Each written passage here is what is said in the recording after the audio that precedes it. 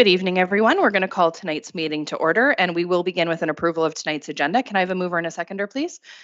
Councillor McIntosh, seconded by Councillor Stevens. All in favor?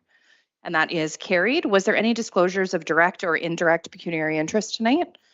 Seeing none, we had no closed session, so we will move straight into our open session, and we will begin, as we always do, with the singing of our national anthem. I would ask that you please rise if you're able.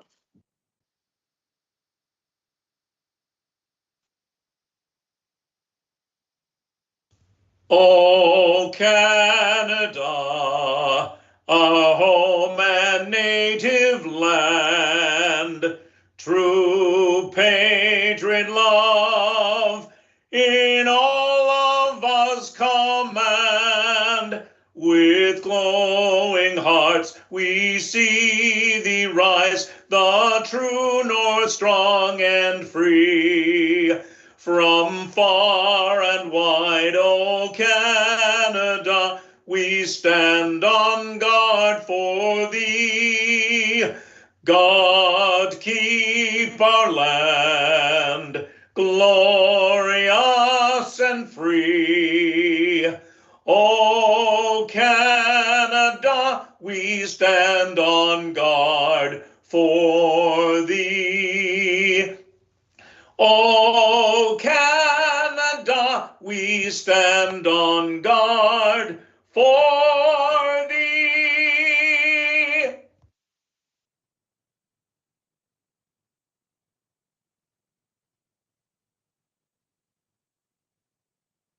We would like to acknowledge the treaty lands and territories of the Williams Treaty Nations and of the Mississaugas of the Credit First Nation.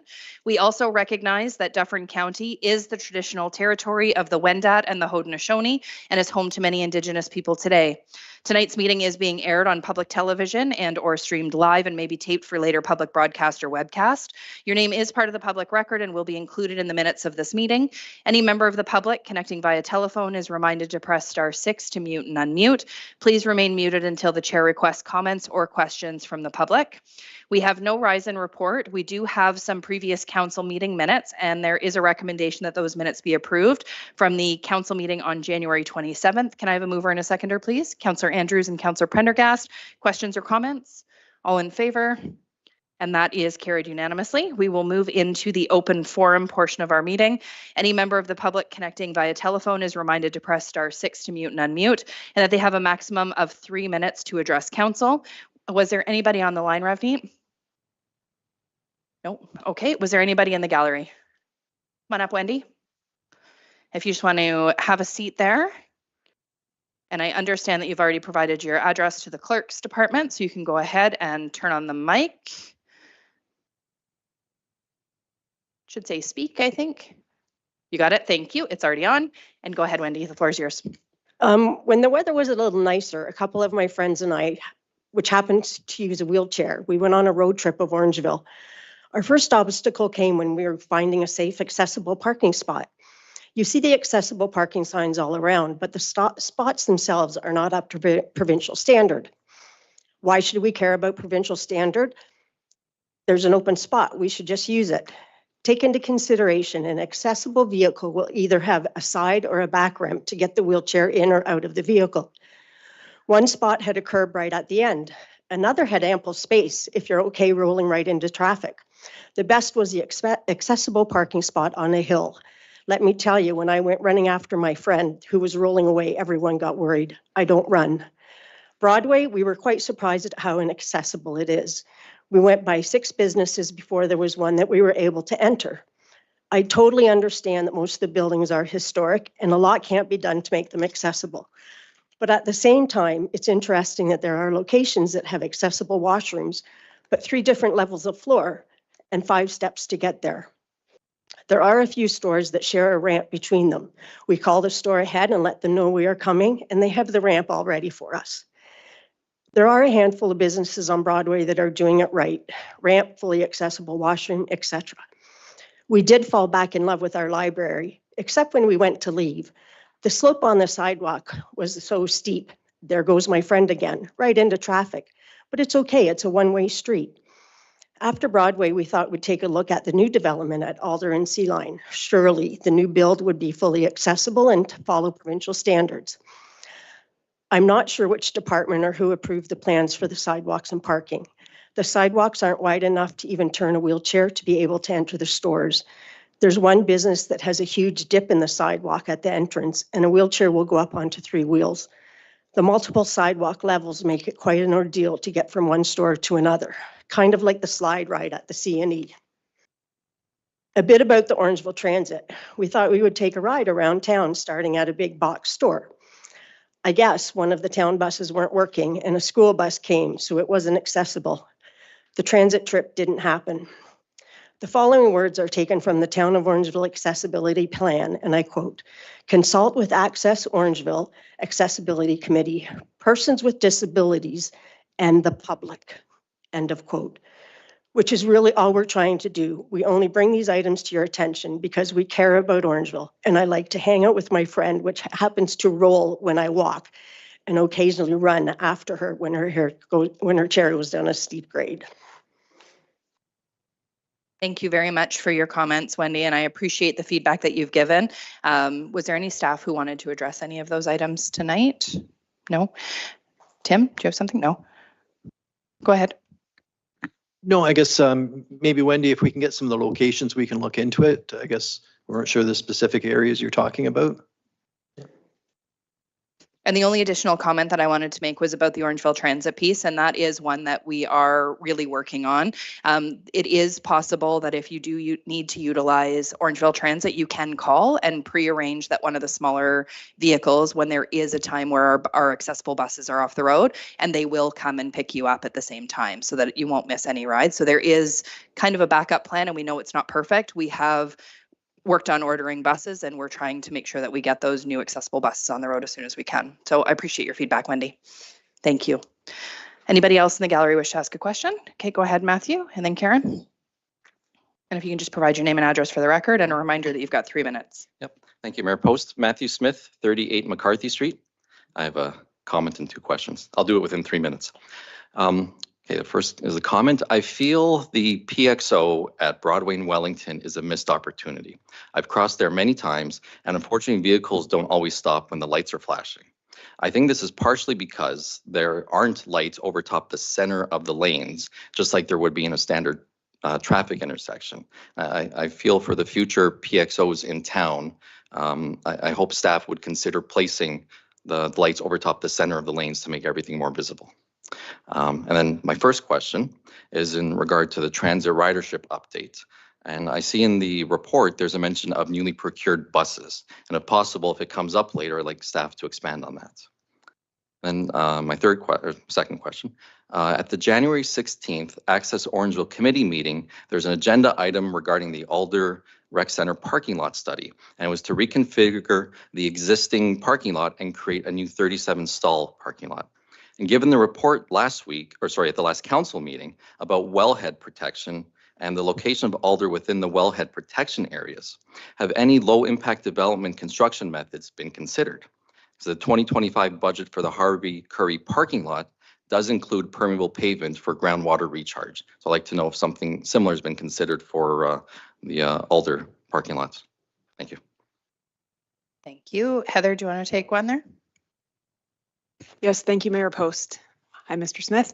I'm going back in my memory, and I may have to take this away with me to go and speak with the facilities manager, who I believe originally did the Alder parking lot study. It is outdated. We do need to revisit it. We do have money in the budget to determine what we're going to do with that parking lot. And until then, we'll take that away and look at adding those measures. Okay. Yeah, so the study is 5 years old, so I figure there could be some updates between then and now. Yeah. Go ahead, Tim.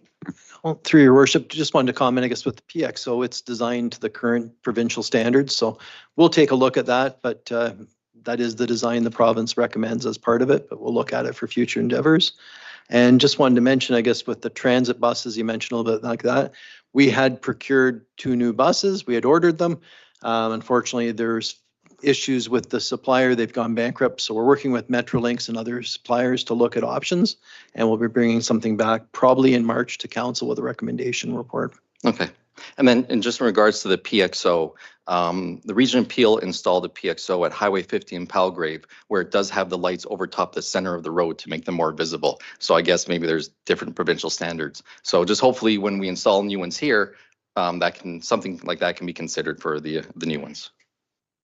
Thank you. You have something else to add, Mr. Busick? No, we'll look at that. I think a lot of it depends on the volume of traffic, the speed of traffic, and other initiatives as part of the design.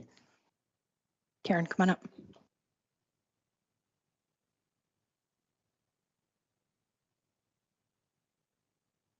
Karen Jones, 23 York Street, and I'm not prepared.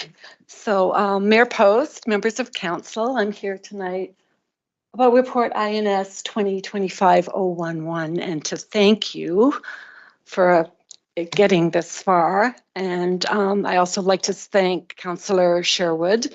Is it not on? Oh, thank Councillor Sherwood, Linda Addy, all the members of the Heritage Committee, Brandon Ward, and for having the funding that it goes this far, it got this far. In 2018, the council of the time dangled a carrot in front of York Street, but we didn't get to take a bite out of it. And several councils came and went, and I always wanted to revisit this, but I didn't like any of the councils that in the past, and it wasn't until this council that I felt comfortable trying to revisit it again, and I know it was quite a while. But I didn't feel comfortable, and I wouldn't come and do something like that unless I had the support of my street. So I went knocking on doors, and the majority of the people agreed. So I'm really grateful. I'm grateful for Brandon Ward's patience in explaining how complicated this is and for searching out, which seems like a very professional and very good person, Lashia Jones, that did this report. So that's all. I just wanted to say thanks. And if you don't receive it, then I retract all this. But there's one other person that I'm really thankful for living in Orangeville for 30 years, but this person has been here all of their life, has not only done so much for Dufferin County, Orangeville, written books, whatever, and the Oscar goes to Wayne Townsend. So thank you again so very much. And that's all. And Thank you so much, Karen. I appreciate that. Was there anybody else in the gallery who wished to ask a question during open forum? Okay, seeing none, we will then move into the presentation, petitions, and delegations. We do just have the one registered delegation, Tamara Linebeer, talking about accessibility in Orangeville. And if you just want to come on up, we'll make sure the mic is on and ready for you.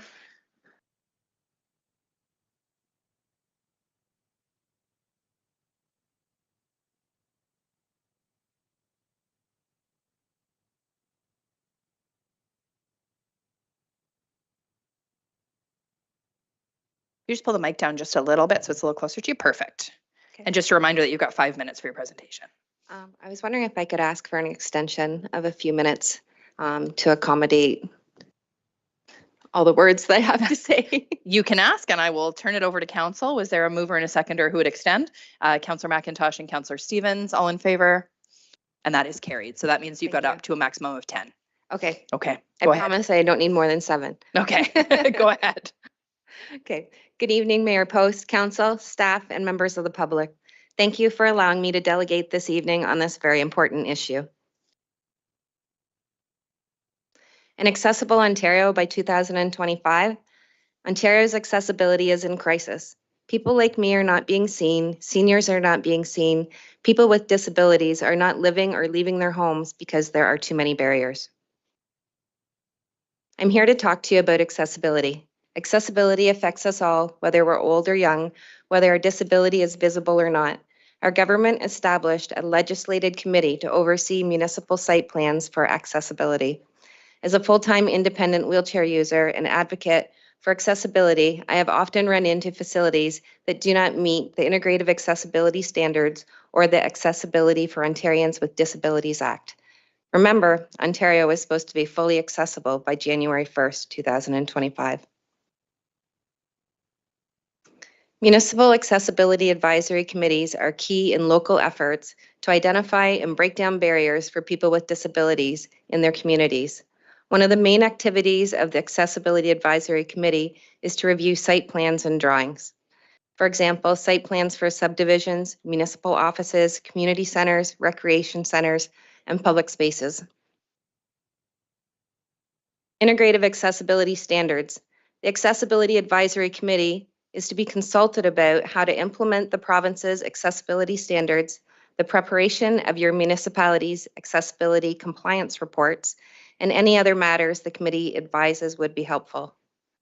By law, you must consult your Accessibility Advisory Committee about establishing, reviewing, and updating your multi-year accessibility plans, developing accessible design criteria in construction, renovation, or placement of bus stops and shelters, determining the portion of on-demand accessible taxis needed in your community, the need, location, and design of the accessible on-street parking spaces when building new or making major changes to existing on-street parking spaces, building new or making major changes to existing recreation trails to help determine particular trail features, the needs of children and caregivers with various disabilities in their community when building new or making major changes to existing outdoor play spaces, the design and placement of rest areas along the exterior path of travel when building new or making major changes to existing exterior paths of travel.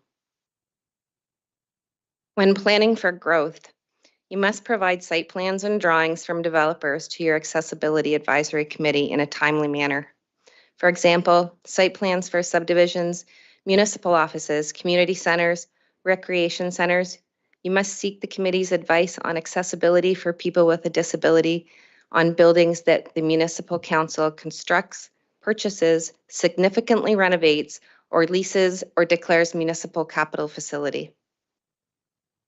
Elements of a site plan that impact accessibility could include buildings, driveways, entrances, curbs or ramping, parking areas, sidewalks, landscaping, fences, exterior lighting, and municipal services. You can engage with your Accessibility Advisory Committee in all other circumstances where it appears appropriate to seek its advice on how to remove barriers for people with disabilities. The town of Orangeville is not fulfilling its obligation to have site plans reviewed by the Accessibility Advisory Committee. It is legislated law that the town form an Accessibility Advisory Committee and involve the committee in your planning process. A special thank you for all Access Orangeville committee members who donate their time. When constructing new or redeveloping exterior paths of travel, the exterior path must have a minimum clear width of 1.5 meters, but this clear width could be reduced to 1.2 meters to serve as a turning space where the exterior path connects with a curb ramp. This is an example of a clear level turning space connected to a curb ramp. This is an Orangeville example, not meeting integrative accessibility standards, steep incline with no flat turning space, and it's a common deficiency found in this town. And since I have a couple more minutes, I'll also point out that the access aisles aren't wide enough and they run into the curb, so it's not a level ramp. Slope is important. The exterior path must be no more than 1:20 ratio. And this is a poor example of a ramp in Orangeville. There are many formulas that go into calculating slope. It's very complicated. In different situations, and planners should refer to the integrative accessibility standards. Parking requirements for private parking lots are governed by municipal bylaws. Parking is not up to integrative accessibility standards in almost all businesses in Orangeville. Off-street parking facilities must provide the following two types of parking spaces for use of persons with disabilities. Type A, a wider parking space with proper signage identified for a van accessible space, and type B, a standard parking space, also with proper signage. Parking access aisles are important. Access aisles is the space between the parking spaces that allows persons with disabilities to get in and out of their vehicles and must be provided for all parking spaces for the use of persons with disabilities in off-street parking facilities. And this is just an example of type A and type B parking spaces with the access aisles. I was asked why I thought I should be allowed to make this presentation because I am not a resident of Orangeville. I would like to present a small list of the reasons for those who are concerned. I live on the border of Orangeville and Caledon. I'm a caregiver to my mom, who is a resident of Orangeville. Both my kids went to ODSS and are ODSS graduates. My children learned to swim and skate here. My son played for the Orangeville Northmen. Our family shops and dines here. Our doctors and hospital are here. And remind you that it's a Dufferin Caledon hospital. I serve on 2 volunteer committees at Headwaters Healthcare. I'm a member in good standing of the Dufferin Board of Trade, and I care about accessibility for all seniors and people with disabilities. I'm looking for answers as to why the town of Orangeville has not been following the integrative accessibility standards, and I think we all deserve an answer. This concludes my presentation. Thank you. Thank you so much for your presentation and for your time today, Tamara. I really appreciate it. You've given some really great examples here as well. Councillor Stevens, I'll turn it over to you. Thank you. Through you, we'll try that again. Thank you. Through you, Your Worship.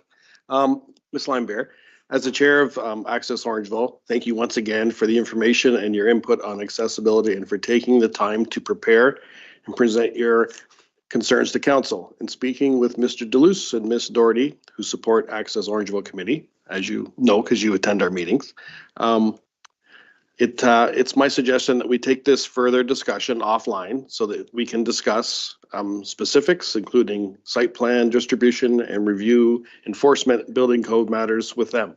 It's my understanding that Mr. Deluce and Ms. Doherty will be reaching out to you to set up a meeting with the manager of planning, the manager of building, and the supervisor of bylaw to discuss specifics as it relates to matters noticed in your latest email.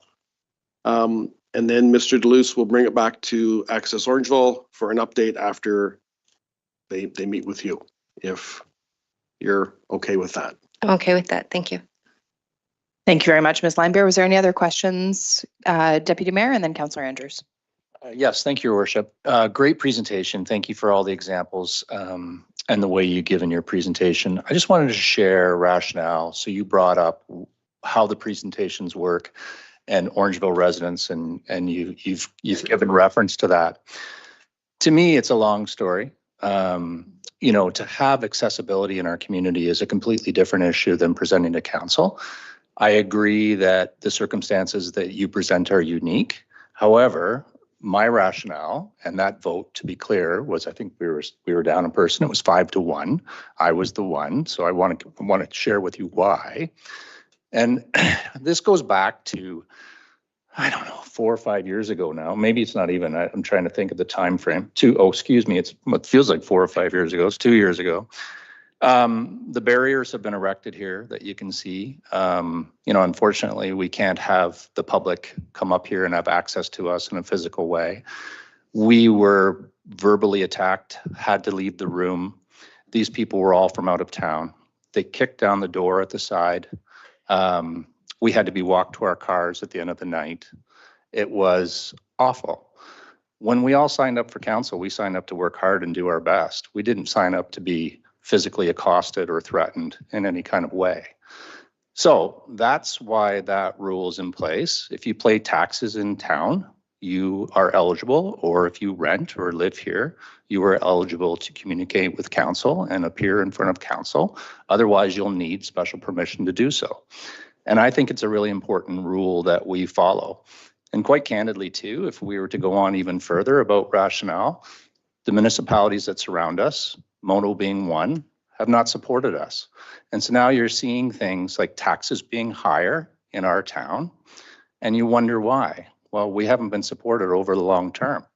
And so now it's sort of our way of saying, we're not interested. We're serving the Orangeville taxpayer, and that's what we're set out to do. So it may seem irrational, but when we have a rule in place, I like to do my best to follow it, especially after what we've been through. So that's sort of the background for it, but I do want to thank you for your presentation and let you know again that you're not connected to that. Yes, you're not a resident, but you did get to present. And I thought what you did was fantastic, and I thank you for it. Thank you. I know, Council. Oh, sorry, go ahead, Ms. Limebear. through you, Mayor Post. I know that in the township that I reside, they're allowed to waive procedural bylaws when they know who the presenter is when they're there. I think I've been around a fair bit, and I don't think you should be afraid of me for any reason. Councillor Andrews. Thank you, Your Worship, and through you, I wanted to comment on your presentation. Your presentation really hit many of us on council. My previous role, I've explained this at times during some council meetings, I had the fortunate opportunity to learn a lot fulfilling AODA compliance in a very large institution. And the difference between an institution and a municipality is such that you have a variety of different things that are happening on municipal property, but also private property. And I really commend Councillor Stevens as the chair of our accessibility committee and the opportunity to have discussions internally. They will be taken offline, and I entrust that things will be, in fact, looked at quite seriously. The challenge is that we do have some gaps. You've been very clear in your presentation. I understand that, but I know the municipality has taken to heart, the ability to fulfill some of these gaps and hopefully fulfill them in a timely manner. As for the province's mandate, we're not the only municipality that is also challenged with not fulfilling that particular mandate. And I understand that, here we are tonight, listening to what you've had to say. And we appreciate all that you have provided to us. And I know that what will end up happening is we will have that dialogue, and I look forward to hearing more in the coming weeks and the coming months. But thank you. Thank you. Was there any other questions or comments by members of council? No? Okay, seeing none. Thank you very much, Ms. Limebear, for your time today. And I know, as Councillor Stevens said, there will be a meeting set up and we'll follow up with all your concerns. Thank you. Thank you. We'll now move into staff consultant presentations, and we will start with Mike Beattie for the Orangeville Business Improvement Area as the chair, presenting the 2025 Orangeville Business Improvement Area Annual Report.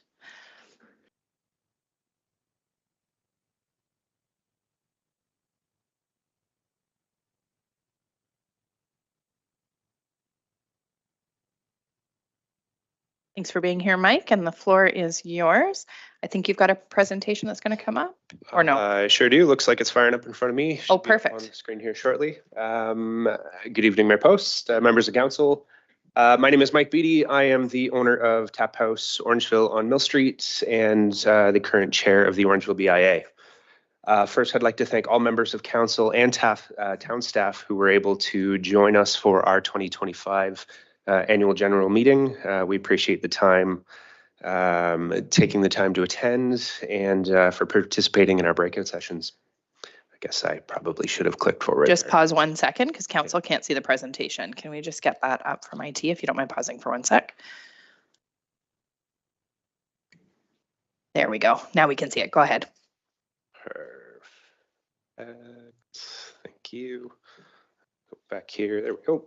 I'd also like to thank you for the opportunity. Oh, pricked off here again. This part is just me talking. It's okay until it fires.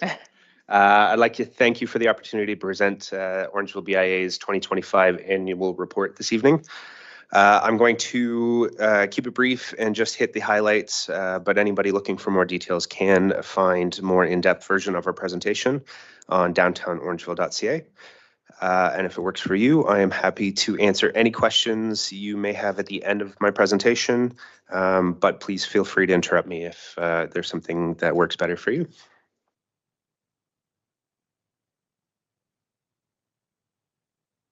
As you may know, BIA stands for Business Improvement Area. The area includes downtown Orangeville, the stretch of Broadway between Highway 10 to Faulkner Street and its side streets, plus the large commercial areas to the east and north of downtown.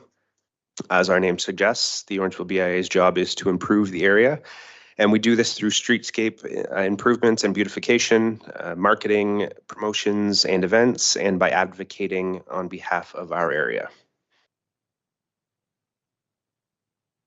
To keep us on track, decisions are made with our 5 key focus areas or strategic pillars in mind. Each pillar is unique, and yet they are also interconnected. As you can see, 2024 was a very busy year for us in all of these focus areas. In a nutshell, our annual events attracted over an estimated 82,000 people to downtown, and that does not include third-party events that we supported, such as the Orangeville Blues and Jazz Festival, Celebrate Your Awesome, and Christmas in the Park. That also attracts tens of thousands of people to our downtown area. We also supported our members through various marketing initiatives and promotions, including some initiatives that were in partnership with our Orangeville tourism friends. And thanks to a $154,000 My Main Street grant, we were able to create a very merry weekend with the holiday market, which was an addition to our Joy and Lights weekend this year. It installed a new beautiful mural musical sculptures, spectacular snowflake light fixture, and more seasonal decor to our downtown streetscape. It also added 2 wayfinding signs to better promote our side street businesses. And we did a trial on 2 Highway 10 billboards this year.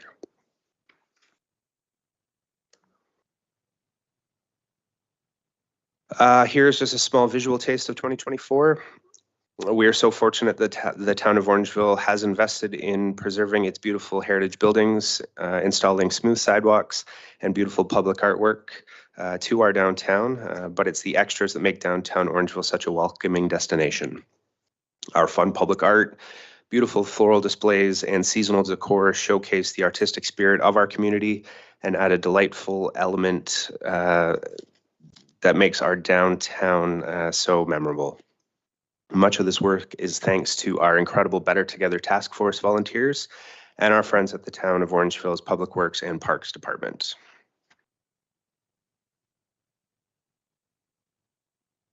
Of course, parking continues to be the top priority of our BIA, and we continue to invest almost $100,000 each year to preserve downtown parking inventories. The town's free transit pilot and new bike facilities are important investments in reducing parking demand and creating a more sustainable and healthier community.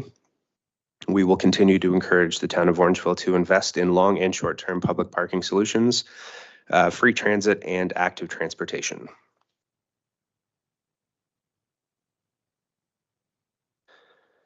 As I mentioned earlier, the BIA was a recipient of a $154,000 FedDev My Main Street Community Activator Grant in 2024. And this meant that we were able to spend considerably more than we had originally budgeted. Not only did the grant cover our planned special projects, but it also covered some other planned operating initiatives as well. So not only did we avoid having to dip into reserve funds for 2024, we ended up actually having a surplus. As we move into the 2024 financial report in a few minutes, you will see what I mean by that. I just want to take a moment to give a huge shout out to everybody who made the new holiday market such an amazing event, including the town of Orangeville, Theatre Orangeville, the Optimist Club, and individual volunteers, including the in-kind sponsors who jumped in and made such a huge difference this year. From all accounts, it was a fantastic weekend, and we can't wait for you to see what we end up with this coming 2025 event.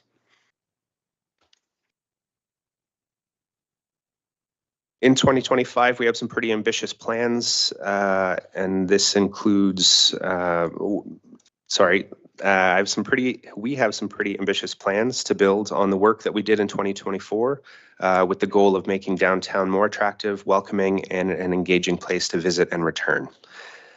In a nutshell, we plan to add 2 new public art pieces and additional seasonal decor to our downtown streetscape, review our annual promotions and events by developing creative ideas to expand and refresh on them, increase member and stakeholder participation through new engagement strategies, and to conduct internal policy reviews to ensure we are servicing our needs and fulfilling governmental requirements.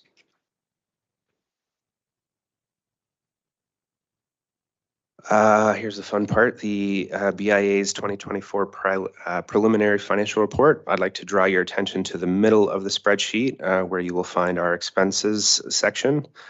As you'll see, the organizational effectiveness came in slightly over budget, primarily due to some unexpected tax write-offs and the purchase of a new laptop for our executive director.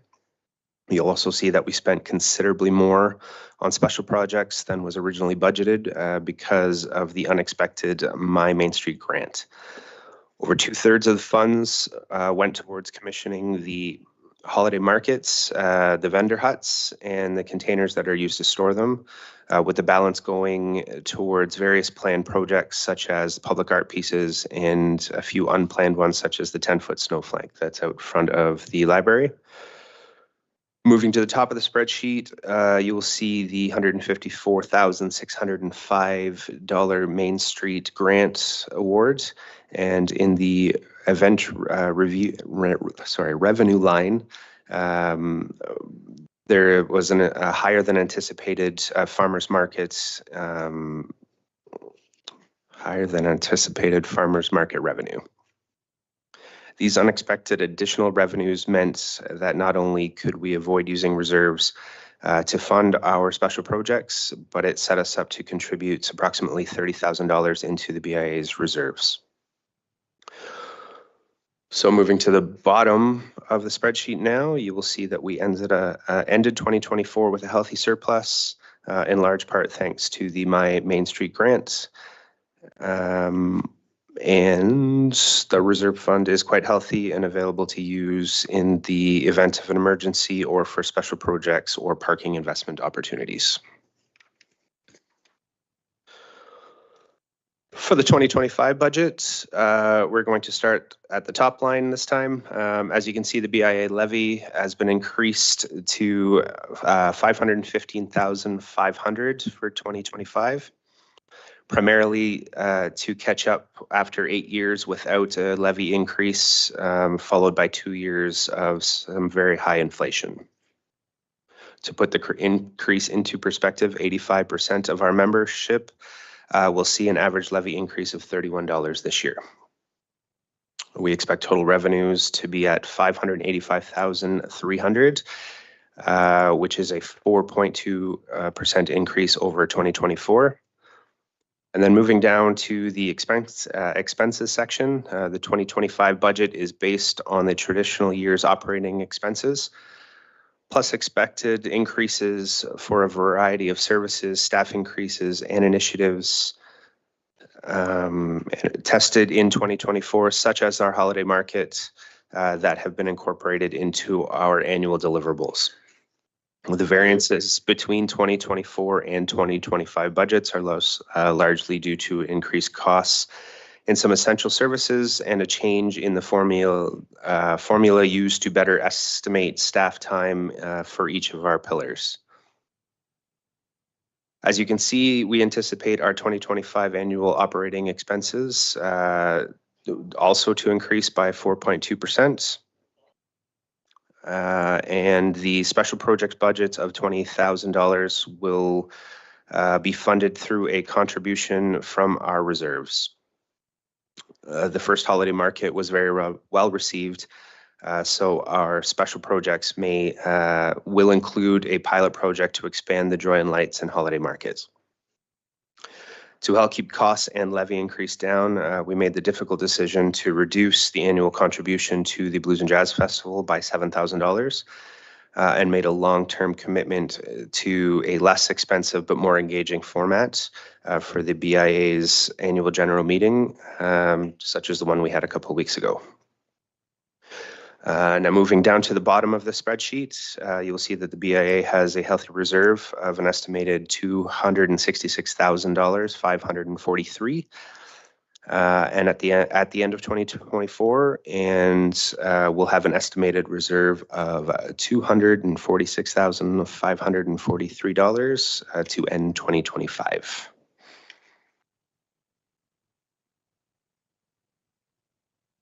This graph is a visual representation of the 2025 budget versus the 2024 budget. And as you will see, the overall variances are relatively minor year over year. This graph also clearly illustrates that the majority of the BIA's budget is spent on attracting visitors and retaining customers through streetscape beautification, marketing, events, and promotions. So that's it for the BIA's annual report and budget presentation. At this point, I am happy to answer any questions that you may have. Thank you once again for allowing me this time this evening. Thank you very much That for was a your time mouthful. and for your Yeah. presentation. Grab a quick drink. That was a mouthful. Sounds good. Any questions, Deputy Mayor? Just really quickly, thank you very much, Mr. Beatty, for your presentation. I don't necessarily have questions. I sit on the board with you, so I'm familiar with all these things, but I do just want to call out a few things for folks. The market huts this year was absolutely outstanding. And Alora, you have nothing on Orangeville because our market huts were fantastic.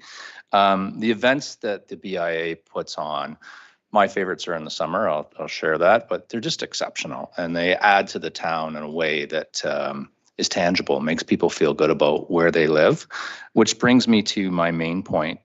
Sitting on that board, people should realize that these are business owners who are trying to make a living and they also volunteer in the town to help things move along and do these great events. They don't necessarily get paid to do the great events. They do it because they care about the town.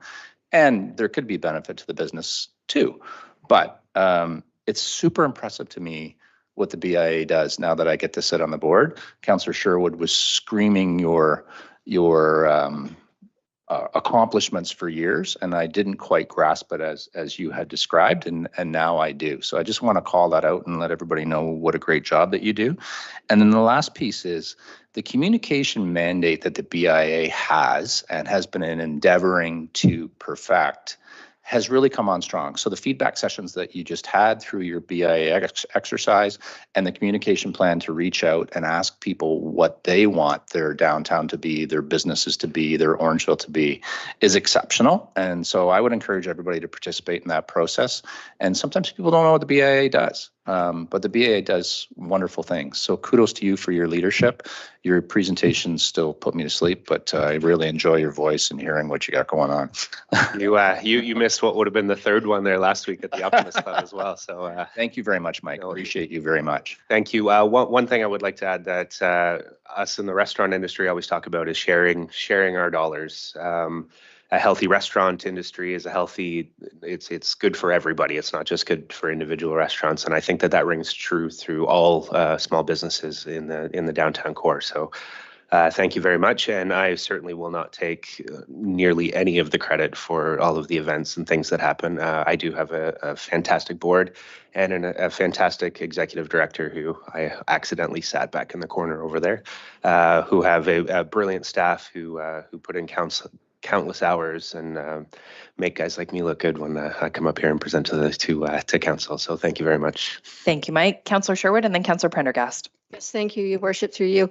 Mike, thank you very much for your presentation. I just wanted to touch a bit lightly on the levy increase for 2025 at 3.9%. And I know you mentioned in your presentation that it had been several years that the BIA had imposed any type of levy increase. I believe you did one last year, correct? A modest increase, and therefore I'm just a little surprised at the 3.9, since you came in with a surplus after having that increase in 2024.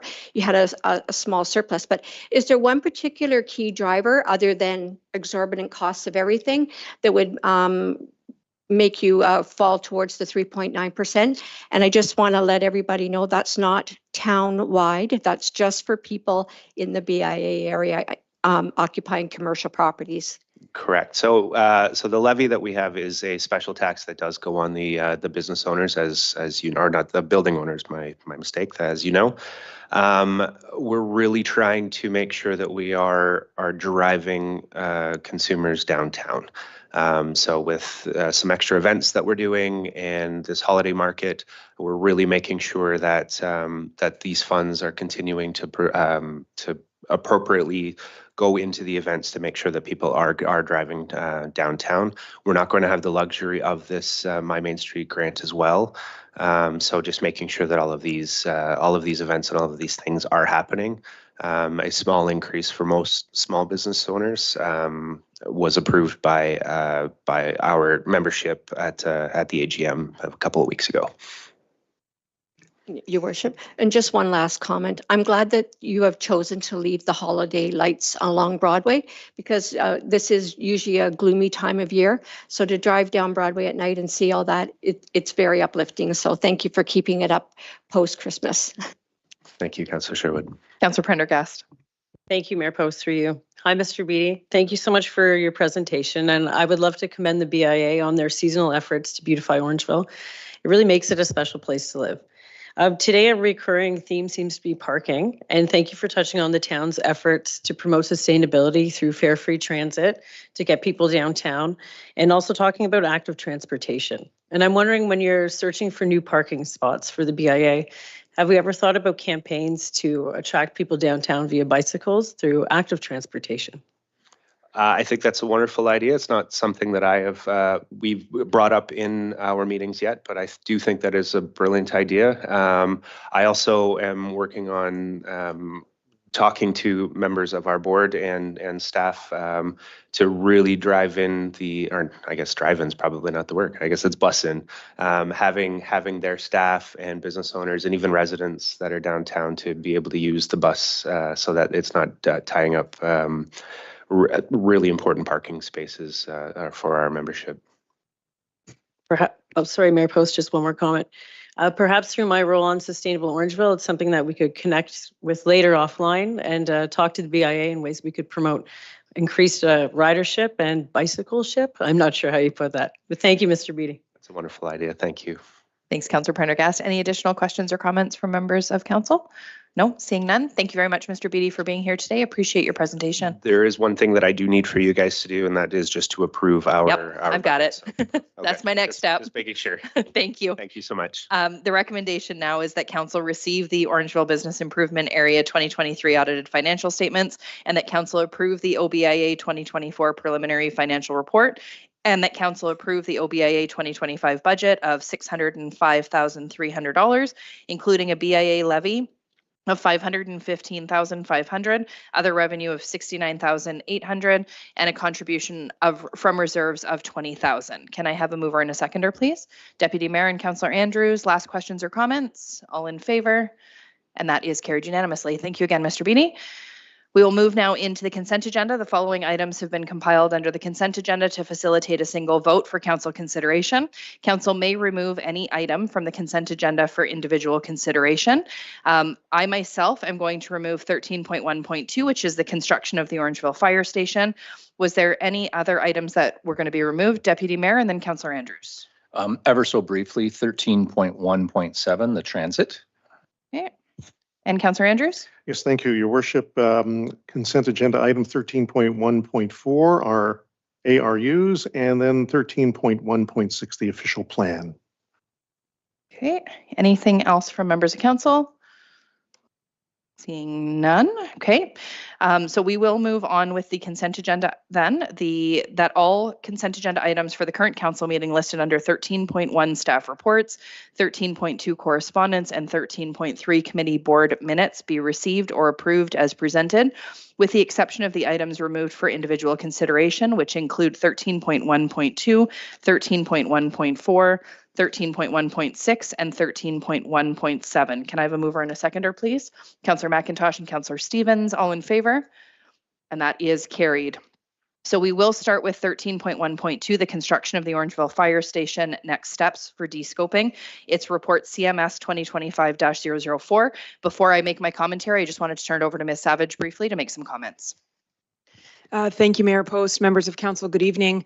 I apologize for the last minute report. There are time-sensitive issues causing pressure on the fire station project deliverables, and it's imperative that we keep you informed and check in at crucial decision points.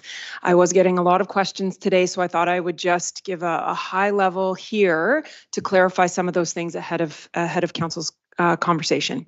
So back in 2021, we hired an architect to build a 20,000 square foot fire station, estimating 8.5 million. The need for this fire station was outlined in the 2014 Fire Master Plan.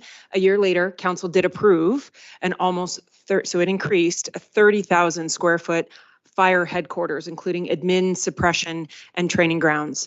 Staff reported the cost would be just shy of $16 million. That's significantly less than what we've been talking about lately. This was construction costs only and did not include project costs like land purchasing, site surfacing, and architectural fees. Since then, staff are reporting to council the all-in price, which would explain the recent jump in estimates, as well as the construction cost indexing that's happened over the last 2 to 3 years. Since the design of the fire station was approved in 2022, a few alternatives have been explored. We looked at building standards and net zero building standards. We looked at property line adjustments and now reduction in scope. Each of these endeavors required a change order because the detailed design was already approved back in 2021. The change order we're discussing today, $213,895, is a reflection of the de-scoping exercise. So staff, call our project manager, call your project leaders, and the architect aggressively determined 23 items that can be removed or reduced in the design. Items such as build the admin component later, leave the footprint there, but build it later when an opportunity presents itself, lessen the architectural features, install simple bay doors, remove the clock from the tower, decrease landscaping features, and I can go on. This exercise reduced the square footage to 23,325 square feet, approximately. And ideally will reduce the overall project cost from the estimated 32 million, which is last I reported, to an approximate 25 million. There is 25 million in the council approved 10-year capital plan. It's staff's goal to work. It's staff's goal to work towards this amount, which aligns to recent comparables. We know that City of Barrie, Clarington, and New Tecumseh are in the middle of tendering and about to construct their fire stations starting this year to 2027, and they're all in line with this estimate.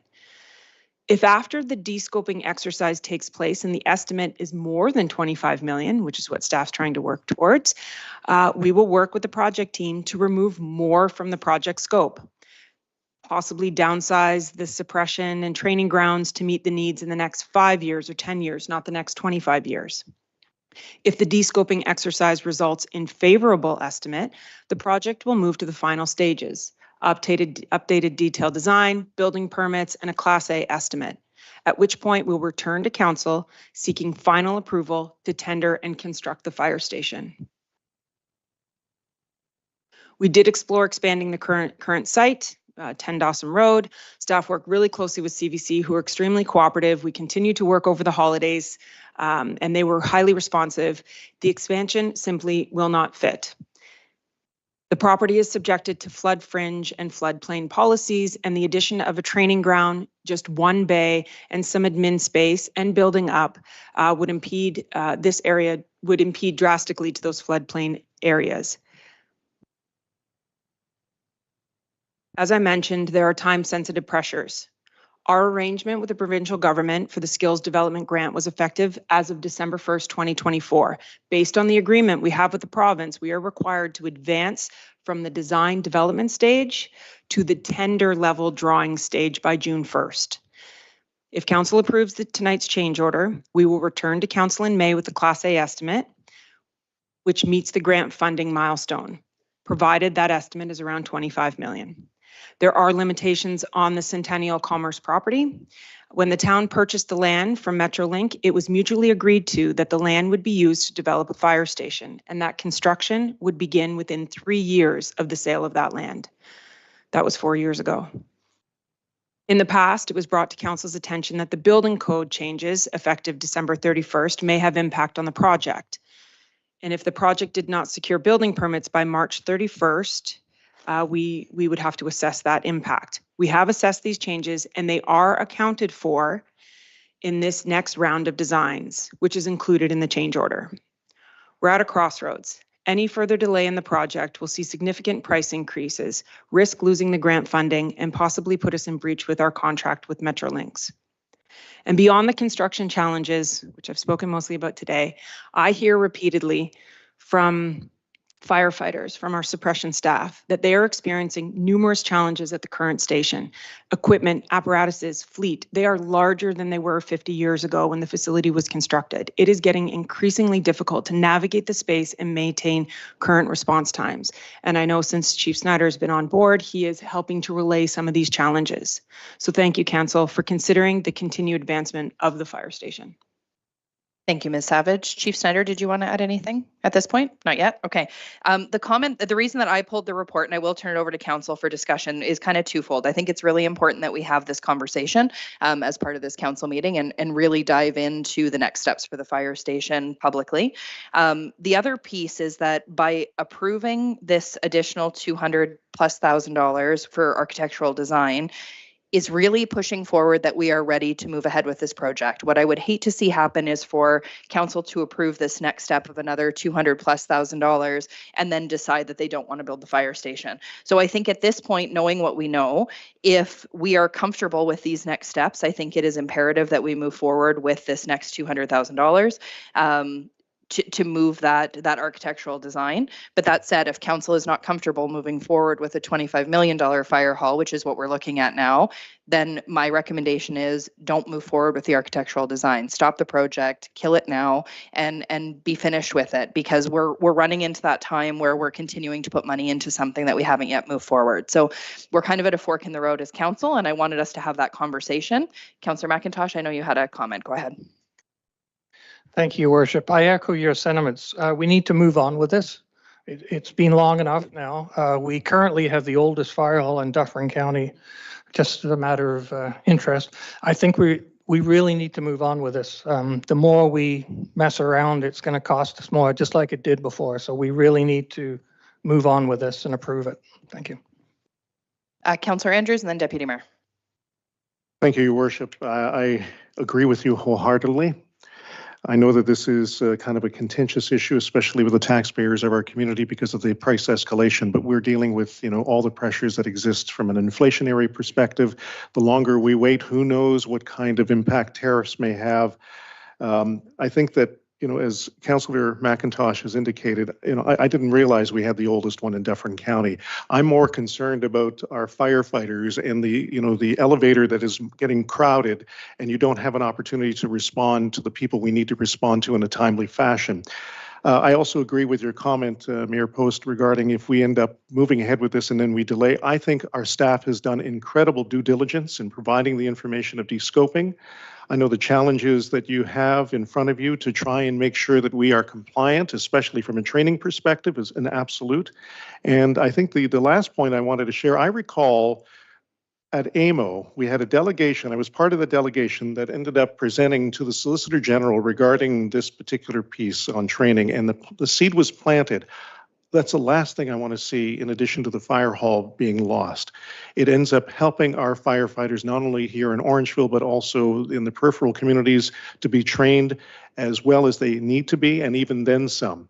So I think the descoping exercise has provided us not only a reality check, but it also is one that gives us comfort and understanding of what we need to do and is move forward with this particular initiative.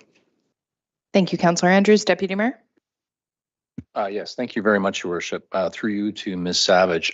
Thank you very much for your report. I was given some jabbing because I was almost late for council, and I'll tell everybody what I was doing. I had to finish my day, and then I wanted to make sure I read this because we did get it late, but I appreciate you bringing it to us, and I would have sent you these questions, but I had to kind of put it on the fly. So I wanted to apologize up front for that. The existing fire hall, you referenced that, and it dovetails with the CVC comments.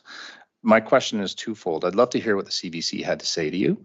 And secondly, what are we going to do with that building? So again, it's on a floodplain. To me, in its existing structure, it might be worth something to someone, but I highly doubt it, because if it's going to continue to be designated as a floodplain, it's essentially worthless, which is a shame. Right. So I'd love to hear again from the CVC what they've been saying about why we can't get over there and build, and also what would we do with that property? Yes. CAO Smith, I think, wanted Yeah, to yeah. make a comment. I'm going to jump in because I was the person having the conversation with CBC. So they both had deer in the headlight look. So I had conversations with CBC probably 6 times since our last update on this, including over the holidays. They were very cooperative. They were helping us work towards a solution. And their agreement in principle that we would be able to work towards something was appreciated. When we started the dialogue with them, one of their questions was, what are you actually looking at? So we prepared through our project leader, we prepared a high-level sketch of what could work. And you take the CBC out of it, and it could not fit on the site. It was just crammed in too far. We're talking big apparatus. We're talking movement and shifting. So that the width of the site was really precluded this type of use on it. If the site was larger, then I think there would have been more potential, but that the site itself was limiting, and that would be the primary factor of it. Do you have follow-up, Deputy Mayor? Yep.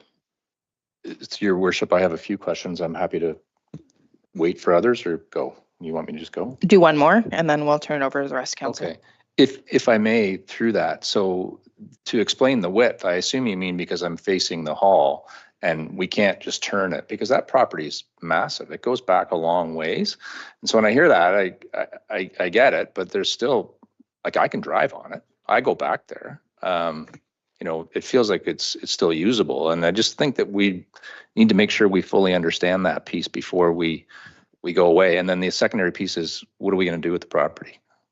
So I will just reiterate again that the site restrictions, and particularly the wetland at the back, was very prohibitive in where we could actually place blocks.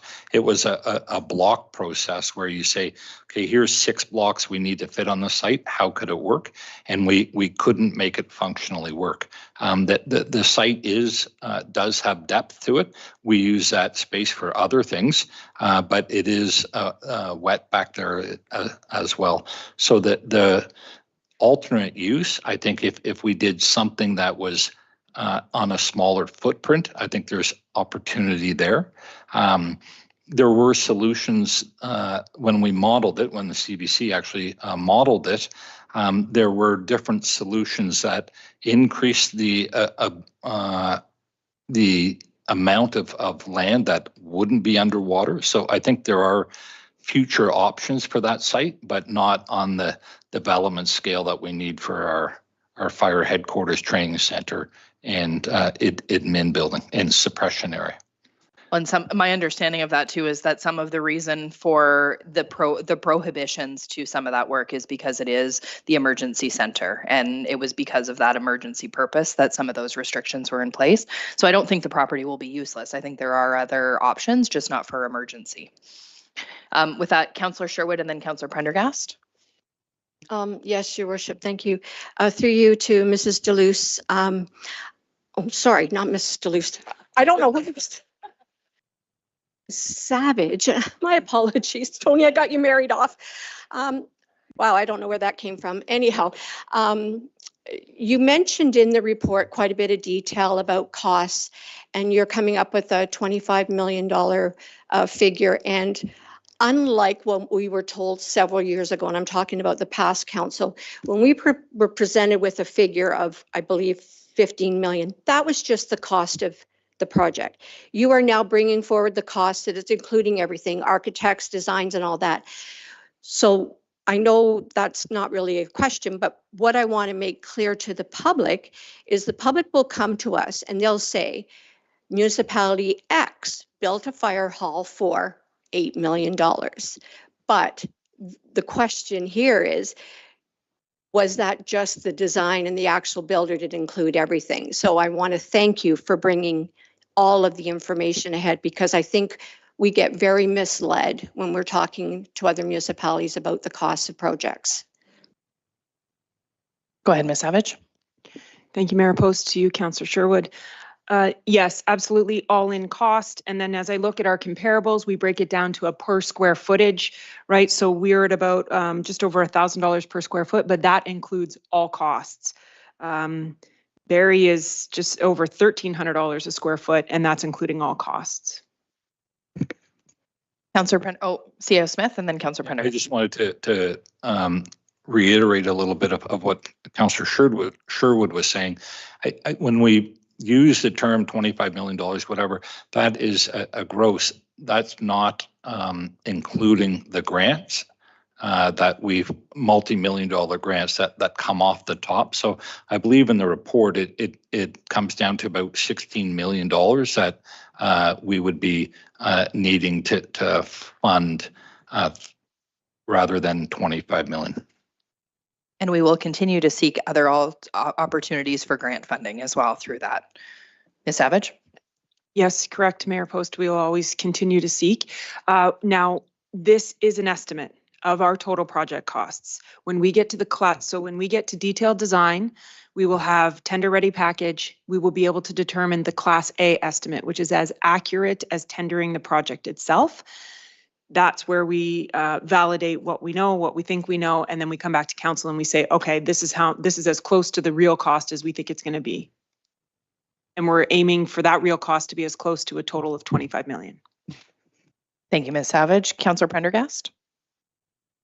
Thank you, Mayor Post, through you. I am just taking a look at this and thinking about Ms. Savage, the items that are going to be reduced to suit the scope. And ideally, it looks like reducing $6 million to the overall cost, the projected cost. I'm a little bit concerned if the items that were selected to reduce the scope don't fall within the threshold, and then we go over our time limit to apply for the grant. And I'm wondering if perhaps council could be presented with two scenarios, maybe the most bare bones fire hall to be built with no frills whatsoever, and then ones with the medium level reduced scope. So we could have some options from the architects in terms of what might be available, because costs keep rising, and often we're faced with difficult decisions regarding capital projects where costs exponentially rise. And I'm just worried that that might happen within a year or so. Ms. Savage? Thank you, Mayor Post. To you, Councillor Prendergast. We feel that this is bare bones. If you continue to cut, it will be critical pieces that will impact the fire services or jeopardize the grant. Councillor Stevens and then Councillor Andrews. Thank you, Your Worship. Through you. I guess I have three concerns. One, you've already addressed it, and that's the time that we got the report today. I'm just having a hard time being able to digest it and come up with a vote here shortly. Two, as I sit here, I'm struggling to support. I struggled to support the $16 million price tag, and now it's $25 million. I just think, that's pretty tough for the citizens of Orangeville to digest. And my third, how much is the price tag going to be for Dawson? Because you want to put admin in there, I believe, was part of the report. So is that built into the 25 million or is that on top of the 25 million? Ms. Savage? Through you, Mayor Post, to Councillor Stevens.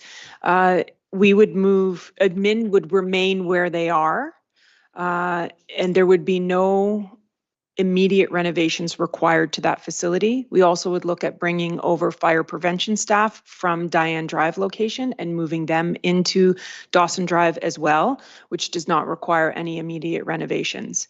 All staff would be able to be accommodated in the existing footprint. Any follow-up, Councillor Stevens? You're good. Councillor Andrews and then Deputy Mayor. Thank you, Your Worship. And this question is posing to our new fire chief. With the descoping, I spoke candidly and honestly about, of course, stuffing as many people into an elevator and it becomes problematic.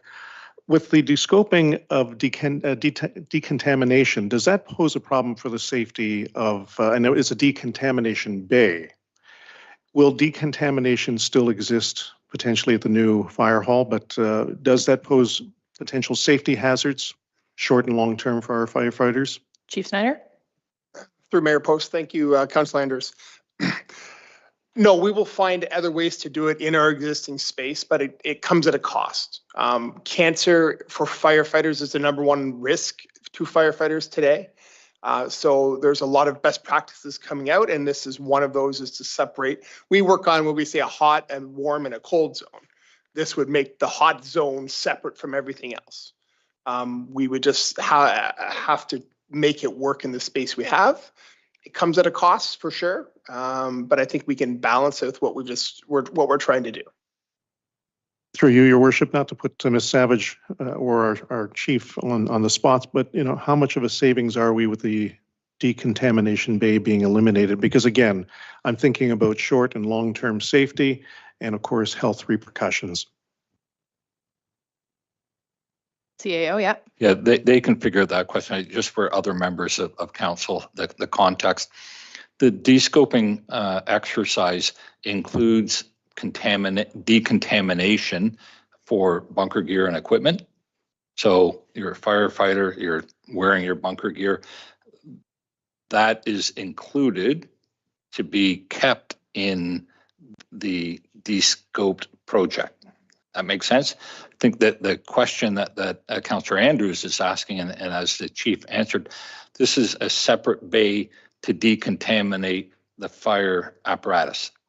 So the big trucks, it's not the personal individual equipment, which I don't think we have that ability to decontaminate in a separate space.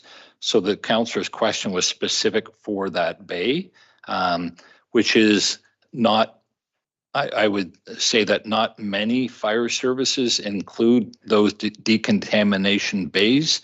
It's a new area. Most decontamination for fire apparatus happens on site. We can do the math. It's $1,000 a square foot times. You can answer it. Ms. Savage. Thank you, Mayor Post. By removing the decontamination bay, it's reducing the square footage by 3,300 square feet. So you're looking at $330,000. Deputy Mayor. Thank you, Your Worship. A couple of thoughts here. So first of all, just to put everyone at ease, like I recognize that we need the new fire hall. So full on. The fire hall that you're in now is antiquated at best. It's awful.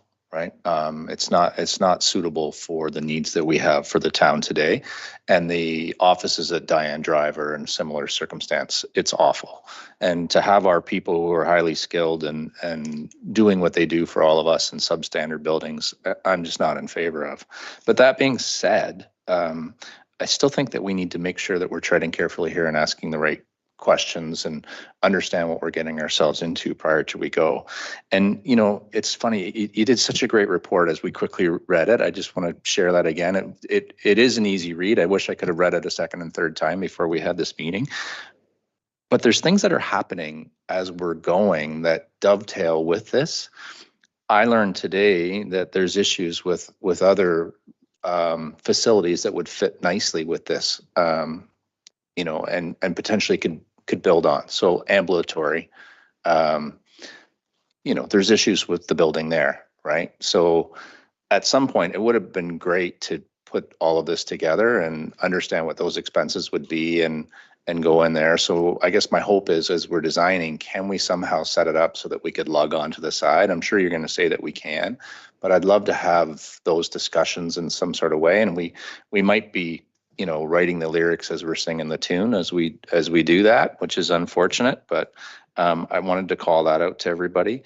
And then the other piece that I tried to look for it again while everybody was asking the questions. I thought I saw that other municipalities were paying 1.8 million, but I might have misread that.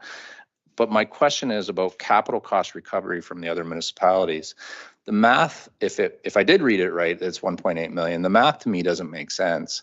Why should the Orangeville taxpayer, and this is my complaint that we started the meeting at, why should the Orangeville taxpayer pay $23 million and the other municipalities who are using it, and again, I may have the number wrong, 1.8 million, like this doesn't sit well with me. They should pay a portion of it based on use and population, and their population is larger than whatever that math is, 10%, if the numbers are correct. So those are kind of my overarching things. Oh, And just one last comment for council and for you and your team, CIO Smith. That piece of that current fire hall, to leave it the way it is in the key location that it is, we already have an eyesore flipping around the corner of 5 dilapidated houses that are up for sale and are never going to sell in the current conditions. I'm sorry to be rude to whomever the owner is, but because of where they are and the floodplain and the CVC, if you move around the corner and we've got our fire hall there, we just can't have that whole corner. I'm trying to stare at everybody in a central location of our town, looking dilapidated in the way that they quite frankly do now, right? So I just think it's urgent. I know what we're trying to do tonight, and I know you're going to say you're off topic, but we need to consider these things, and I'd look forward to another meeting to talk about what that beautification plan could look like. And I guess those are my comments. So it's the conversation right now is about the municipalities and what are they contributing so that, it's 1.4 million. Again, I'd love to understand the math behind 1.4. It was close at 1.8. It doesn't make sense. Ms. Savage? Through you, Mayor Post, Deputy Mayor Taylor. So the 3 municipalities we have service contracts with are contributing a total of 1.4 to capital investment between 2023 and 2027. We revisit this in 2027, and as we continue to grow, we will continue to collect that and possibly increase it. It's based on like a subscription. It's not per response time. So it's an overall, and finance has calculated this formula. So I'm sorry, I don't know the intimate details on how we got to 1.4 million. They are contributing the capital costs. We can revisit it in 2027 when we renegotiate those contracts. But right now, their demand for fire service isn't as high as Orangeville because we have more people, significant more people here. And I don't know and we'll look at it in 2027. Thank you, Ms. Savage. Councillor McIntosh. Thank you, Your Worship. Just to follow up on the Deputy Mayor's comments, I always looked at it a different way. The town of Mono, East Carriffraxa, they're paying for a service. I don't think they necessarily need to build our fire hall. They're paying for a service. If they're not paying enough, then we need to charge them more to cover the costs of building the fire hall and things like that. I look at it, when our garbage gets picked up every day throughout Dufferin County, if the waste place wants to put an expansion on, they don't come to us and say, you need to pay this for our expansion. They need to raise their prices, what they charge us. And I think that's the way we should look at this is, if it's not covering the cost, then we need to charge more in 2027. I don't necessarily think they need to pay for the building itself. It's Orangeville's building and we're providing a service for them. Just the way I think about it. Thank you. Any additional questions from members of council at this time? Deputy Mayor? Great respect for you, Councillor McIntosh. That honestly, I totally disagree with that thinking. Why would the Orangeville taxpayer pay $25 million for a building that we are supporting other areas for? We have been pinned for years and screwed over numerous times on our taxes, and we wonder why we're paying so much money. They sit across the road and don't pay anything, and they brag about it. We need to do a better job and get them to pay their fair share. And I think it's really incumbent upon ourselves. If the contract truly states 2027, and I'm upset, but I'm not directing my anger at you. If it truly states 2027, shame on us for signing the contract in the first place. Secondly, when 2027 rolls up, we need to get our money back, or we don't provide the service to them. Mono needs to step up and pay their share. And we don't have the cash. Anyway, that's my thoughts. Okay, any last comment? Oh, Councillor McIntosh. I don't take offense. Just something to consider. If Mono and the other outlying areas decide they don't want our service anymore, we still need this fire hall. Just thoughts.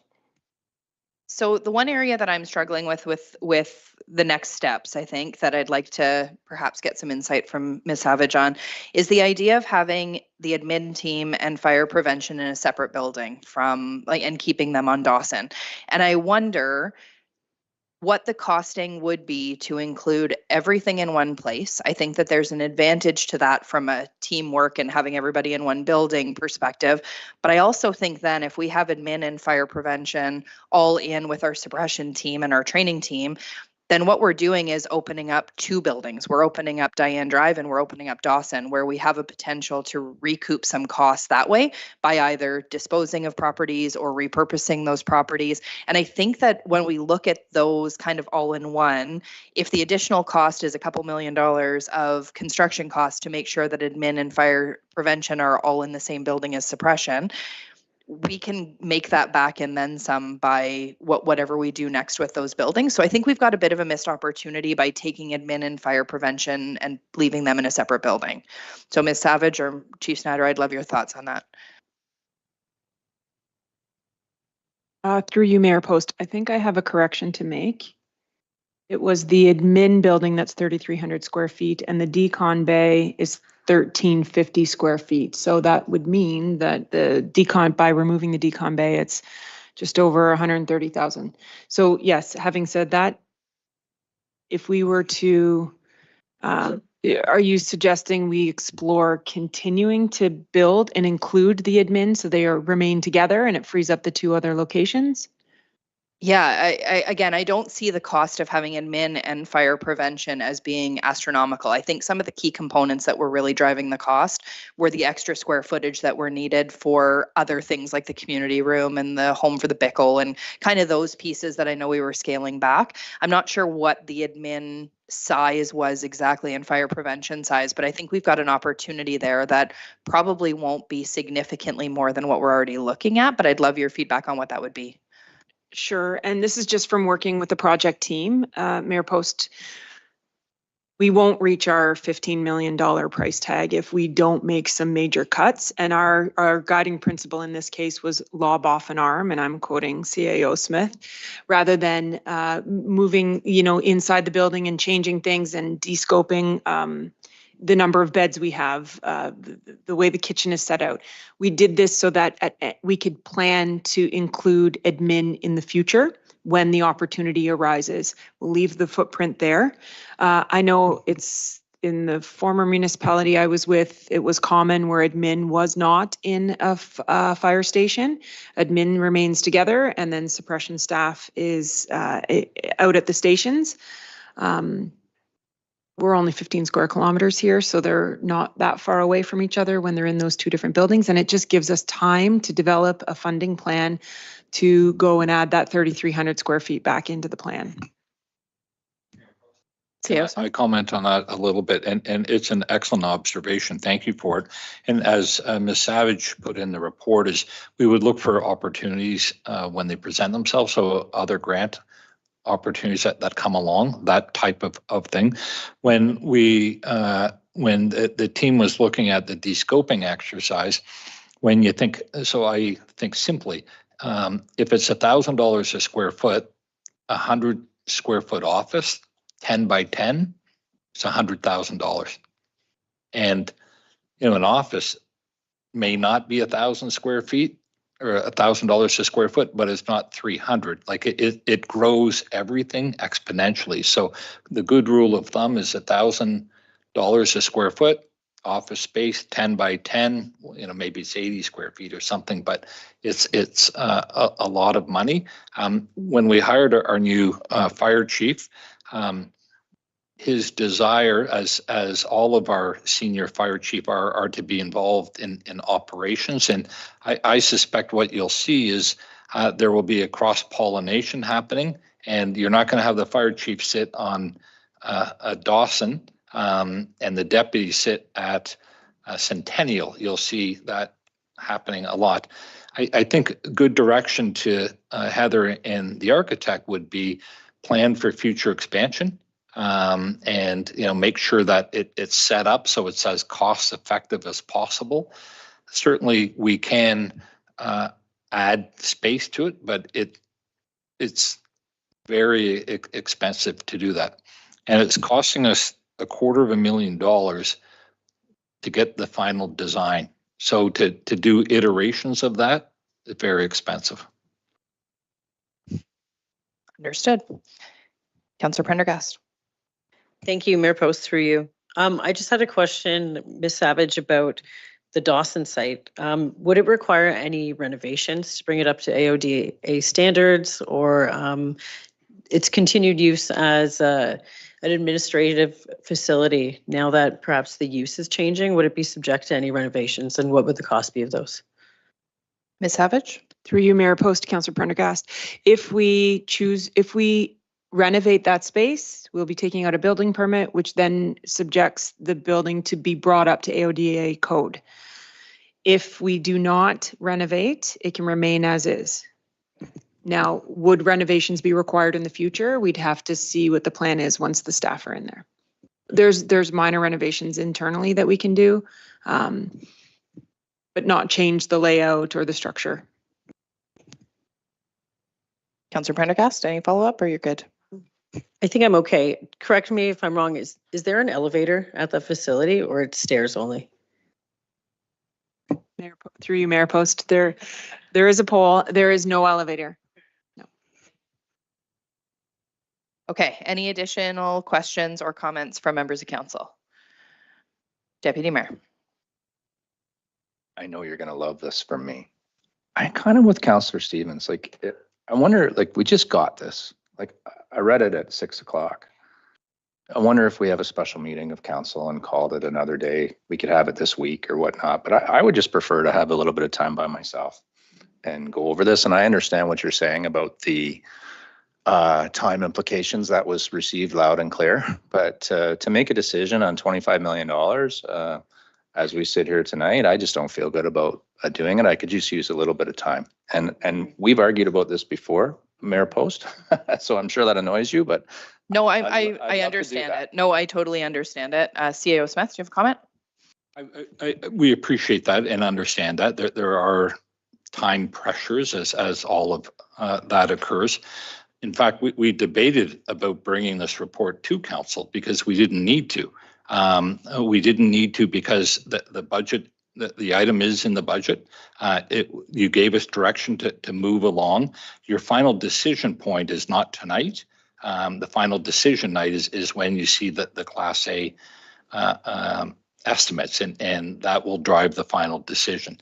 So we thought this would be a good opportunity to engage you in the discussion, give you an opportunity to ask questions, have some dialogue in it. We've answered lots of those questions. I think the mayor's opening comments were appropriate. You know, if there's no way you're going to support the project at the 20-some million dollars, then we will stop. But if you're going to, we'd like to keep moving on it. And if you want to call a special meeting, we could do that again. I'm not sure what we're going to know then. What we won't know much more than what we know tonight, quite frankly. Deputy Mayor, do you want to add to that? Just for me, with all due respect, I would prefer that we had the extra time. And so I'll put forward a motion that we have a special meeting of council at a time that is timely, could be this week, and we have just further discussion. Would there be any concerns with us deferring this till our next council meeting on the 24th, which is a public meeting, but we can add a council component as a separate special meeting then? I think that timing might be appropriate. Ms. Savage? Through you, Mayor Post, I can hear the architect right now screaming at me. They have all the subtrades on hold. They've been on hold for almost a year because we have changed directions with this project a number of times.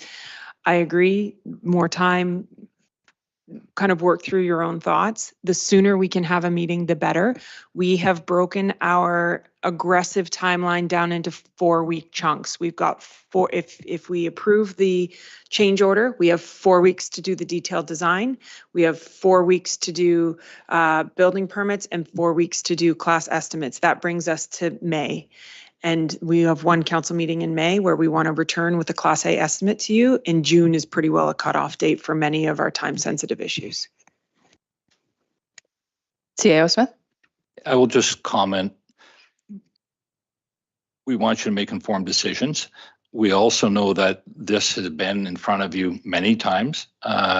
You've given us direction every single time to proceed. It's not a new topic. It's within the amount that's in the budget. We have a path forward. So if you feel the need that you think you're going to get more information, then we want you to make the decisions you're comfortable with.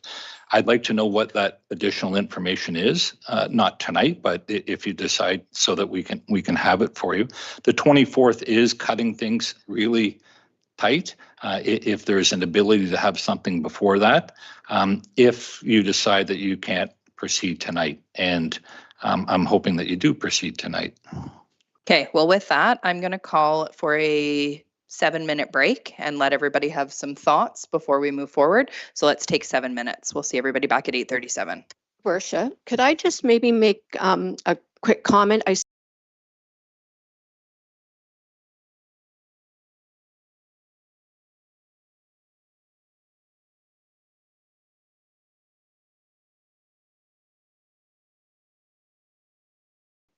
The report for York Street's already been approved under consent agenda, so everything is done. There will be no discussion about York Street. You're good. It's approved. So we'll see everybody.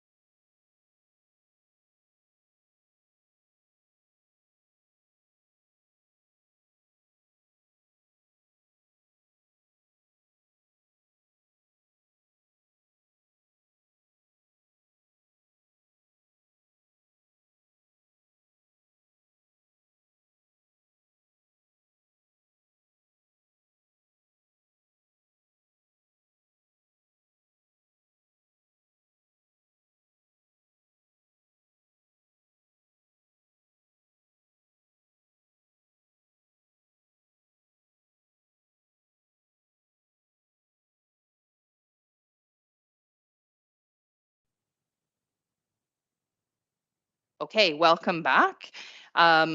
Before we move forward, was there any last questions on the fire hall before we go with the recommendation in the report? Any last questions or comments from members of council? Councillor Stevens. Deputy, through you, Your Worship, Deputy Mayor put a motion on the floor. I'm just wondering where that went. Do you want to put a motion on the floor to defer it this time? It was not moved and seconded, so there's no motion on the floor yet, but. I wish we had more time. Through further discussion, I've been told that this is a much smaller decision and we could still make a different decision if we wanted to. So I guess going forward tonight is probably the best move. I say I don't feel great about it. I feel like we're stuck. We need to make a decision. I'm not excited about it by any stretch, but I feel like we need to do it. So we'll go ahead, and if we need to make a different decision a few months down the line, we certainly can still do that. Thank you, Deputy Mayor. Councillor Stevens, anything else? No. So the motion in the report then is that report CMS 2025-004, construction of the Orangeville Fire Station, next steps descoping, be received, and that council authorize the change order in the amount of $213,895 plus applicable taxes issued by Alamo Architecture Inc. to redesign elements of the Orangeville Fire Station project in relation to the descoping exercise. Can I have a mover and a seconder, please? Councillor Andrews and Councillor Prendergast. Last kick at the can. Any questions? Okay, all in favor? And any opposed? Councillor Stevens is opposed. The motion carries. Next, we will move into the additional residential units, ARU, and 2024 final building permit report, INS 2025-005. Councillor Andrews, I know it was you who pulled it, but I am going to actually turn it over to Mr. Koselleck first. Thank you, Your Worship. First, before we get into the report, I wanted to introduce our Chief Building Official, Nathan Nunes. He started with the town approximately 6 months ago and has been a welcome addition to the town. Very knowledgeable and talented member, and he prepared the report for tonight. Mr. Nunes, did you want to say hello to anybody, or do you want to just wait and see if there's any questions? Thank you, Mayor Post. I'll wait for questions. Thanks. Councillor Andrews, I'll turn it over to you first. Thank you, Your Worship. Mr. Nunes, you could have said, hello to your family and those that certainly are supporting you. But I just wanted to take a couple of minutes. I have a question, but I also wanted to thank you for the amount of work that was part of this report and staff that were also connected to it. As chair of the Affordable Housing Task Force, this is one of the first steps in supporting our housing stock increase. And again, I thank you for going through the complexity of the registry in identifying 491 ARUs that we have currently, which would be, correct me if I'm wrong, we're primarily talking basement apartments, things that may be similar to basement apartments. Is that correct? Through you, Mayor Post. Yes, Councillor Andrews, that's correct. Okay. The building code that, again, we had implemented the new building code as of December 31st, 2024. This was an update to the 2012 building code. And in reviewing the report itself, I noticed that there was a piece in there that indicated, and again, please correct me if I'm wrong on this, and again, for the general public, because again, the registry provides us with an opportunity to have those particular units vetted. Is that correct? So vetted, or at least meeting the specific standards of the building code. Is that correct? Mr. Nunes? Through you, Mayor Post. Yes, that's correct. Okay. So if someone is contemplating this, the educational piece is that through our planning department, which again, they did an incredible job on some of the graphics and providing some very simple understanding of the options. Would someone apply under the 2024, or would it be under the 2012 code? Does everything automatically apply to 2024 moving forward? Through you, Mayor Post, to Councillor Andrews. Everything moving forward would be the 2024 code, all new applications. Okay, thank you. And lastly, regarding that housing stock, I will have a question on one of the other consent agenda items, but education is, I think, very important a part of this. And so where do you see some of that moving forward under your leadership in your department? Through you, Mayor Post, to Councillor Andrews. Through the information report to council, you'll see there was 269 applications last year. It was interesting to see the percentages of ARUs that were actually being constructed in Orangeville. Of those 269, 20% were ARUs for 2024. And then I'll just turn your attention to another stat there. Of the 90 single-family dwelling applications in Orangeville, just under 60% were ARUs for 2024. So it's a very significant number. That's all I have, Your Worship. Any other questions from members of council on this item? Okay, so the recommendation in the report is that report INS 2025-005 additional residential units ARU and 2024 final building permit report be received. Can I have a mover and a seconder, please? Councillor Andrews and Councillor Pendergast, all in favor? And that is carried. Next, we will move into 13.1.6, decision recommendation for town initiated official plan and zoning bylaw amendments, file OPZ 2024-01, INS 2025-007. Councillor Andrews, I'll turn it over to you. Yeah, again, thank you, Your Worship. And I know that we have Ms. Russell and Mr. Ward who are stepping up to the podium here. I want to thank you for this document. I went through it with, again, a fine-tooth comb and really enjoyed reading it. The amendment or addendum or amendment to this is, I think, really clear. One thing that really struck a chord was tiny homes. And there was a provision there, and if you could provide me with some understanding, because again, there's been a lot of discussion in our community on what tiny homes are, and I'm not asking for an explanation, but there was a piece there that identified the possibility of having tiny homes, not just as an ARU, but also, quote, I wouldn't call it a subdivision, but a small complex of tiny homes. Where could something like that be built in our community, just off the top of your head? Mr. Ward? Through you, Mayor Post, to Councillor Andrews. That's sort of a difficult question to answer where in the town, and I think we had policies set up to sort of articulate that and recognize the concept and what it means in terms of what that unit type is catered to. And the policies say that they are contemplated in their own development format, provided that certain criteria are met in terms of compatibility with the neighborhood and that there's, you know, sympathy to the surroundings, that it's not jarring or a bit of a contrast to the surroundings. So that's really up to a proponent to look at that and examine and demonstrate, you know, where something like that makes sense. And through Your Worship, I think that's very important for our community to be aware of, is that as much as this is a part of the amendment to the official plan, it really has to suit, be that the specific neighborhood, you know, having, you know, something like a granny suite or an in-law suite or whatever we want to call it, added to someone's backyard, which would require them to have a connection to the town utilities. That could potentially end up working depending on the neighborhood. But if we were going to have a, quote, a mini tiny home subdivision of some sort, it would have to fit into the right spot and again, go through your department for at least review and consideration. That's all I have. Thank you, Councillor Andrews. Any additional questions from members of council? Seeing none, the recommendation is that report INS 2025-007, decision recommendation for town initiated official plan and zoning bylaw amendments, file OPZ 2024-1, be received and that council pass a bylaw included as attachment number 1 to this report to adopt amendment number 133 to the Town of Orangeville official plan to update townwide policies for additional residential units, and that council pass a bylaw included as attachment number 2 to this report to amend zoning bylaw number 22-90 as amended to add new standards for additional residential units and to make other housekeeping updates. Can I have a mover and a seconder, please? Councillor Sherwood and Councillor Stevens, all in favor? And that is carried. Next, we will move to 13.1.7, the transit ridership update. Deputy Mayor, I'll turn it over to you. Yes, thank you very much, Your Worship. I was not going to pull the report. However, Mr. Smith, who is a resident here in town, asked a question earlier about transit, and I thought it was important that we follow up and address it as we went here. So two comments. First of all, my comment, and then I'll get to Mr. Smith. My comment is, yes, the ridership is up substantially, and I think that's wonderful that that's the case.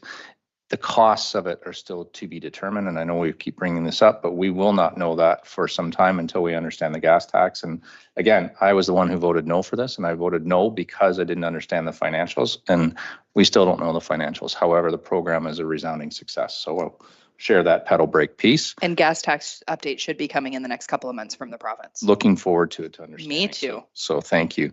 The secondary piece is Mr. Smith had brought up, you know, the question about the buses, the failed buses, the 2 buses that weren't purchased. Mr. Koselak had shared that that company went bankrupt. And I just think it's really important that we share with the public that no loss was incurred by the town of Orangeville in this.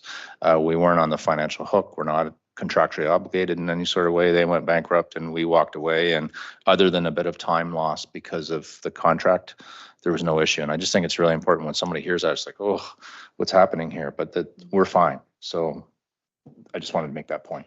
Thank you, Deputy Mayor. Mr. Koselak, did you want to add anything there?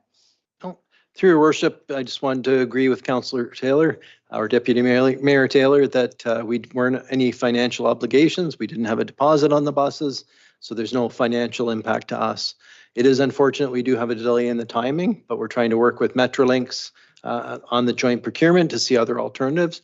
And we're looking at bringing a report back in March with some recommendations on how to proceed. Thank you, Mr. Koselak. Any other questions or comments on this report? The recommendation is that report INS 2024-009 2024 transit ridership update be received. Can I have a mover and a seconder? Deputy Mayor and Councillor Prendergast, all in favor? And that is carried. That gets us through the reports, and I will now turn the chair over to the Deputy Mayor for the notice of motion prior to meeting. Thank you very much, Your Worship. So this notice of motion was put forward through Mayor Post. And Mayor Post, did you want to speak to your notice of motion before we bring it to council? Yes, please, Deputy Mayor. Thank you for taking the chair. The first notice of motion that I have, and I do have 2. The first one is about a feasibility study for Highway 407. And there's kind of twofold here. I know some people would look at it and go, well, why are we worried about 407? It doesn't really impact Orangeville.